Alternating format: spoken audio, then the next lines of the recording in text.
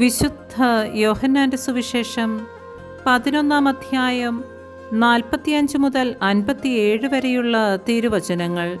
യേശുവിനെ വധിക്കാൻ ആലോചന. മറിയത്തിന്റെ അടുക്കൽ വന്നിരുന്ന യഹൂദരിൽ വളരെ പേർ അവൻ പ്രവർത്തിച്ചത് കണ്ട് അവനിൽ വിശ്വസിച്ചു. എന്നാൽ അവരിൽ ചിലർ ചെന്ന് യേശു പ്രവർത്തിച്ച കാര്യങ്ങൾ ഫരിസിയരോട് പറഞ്ഞു. അപ്പോൾ പുരോഹിത പ്രമുഖന്മാരും ഫരിസിയരും ആലോചനാസംഘം വിളിച്ചുകൂട്ടി പറഞ്ഞു, നാം എന്താണ് ചെയ്യേണ്ടത്?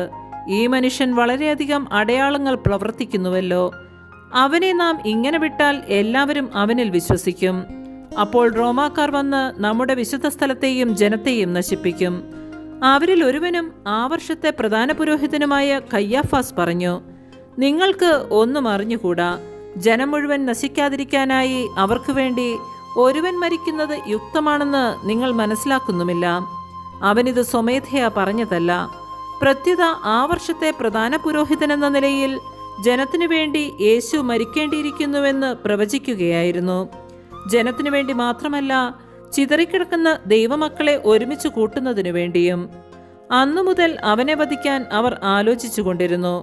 അതുകൊണ്ട് യേശു പിന്നീട് ഒരിക്കലും യഹൂദരുടെ ഇടയിൽ പരസ്യമായി സഞ്ചരിച്ചില്ല. അവൻ പോയി മരുഭൂമിക്കടുത്തുള്ള എഫ്രായിം പട്ടണത്തിൽ ശിഷ്യരോടൊത്ത് വസിച്ചു. യഹൂദരുടെ പെസഹാ തിരുനാൾ അടുത്തിരുന്നു.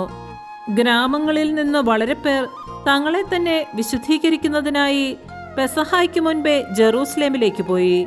അവർ യേശുവിനെ അന്വേഷിച്ചുകൊണ്ട് ദേവാലയത്തിൽ വെച്ച് പരസ്പരം ചോദിച്ചു, നിങ്ങൾ എന്തു വിചാരിക്കുന്നു? അവൻ തിരുനാളിന് വരികയില്ലെന്നോ? അവൻ എവിടെയാണെന്ന് ആർക്കെങ്കിലും വിവരം ലഭിച്ചാൽ അവനെ ബന്ധിക്കേണ്ടതിന് തങ്ങളെ അറിയിക്കണമെന്ന് പുരോഹിത പ്രമുഖന്മാരും ഫരിസിയരും കൽപ്പന കൊടുത്തിരുന്നു. നമ്മുടെ കർത്താവായ മിശിഹായ്ക്ക് സ്തുതി.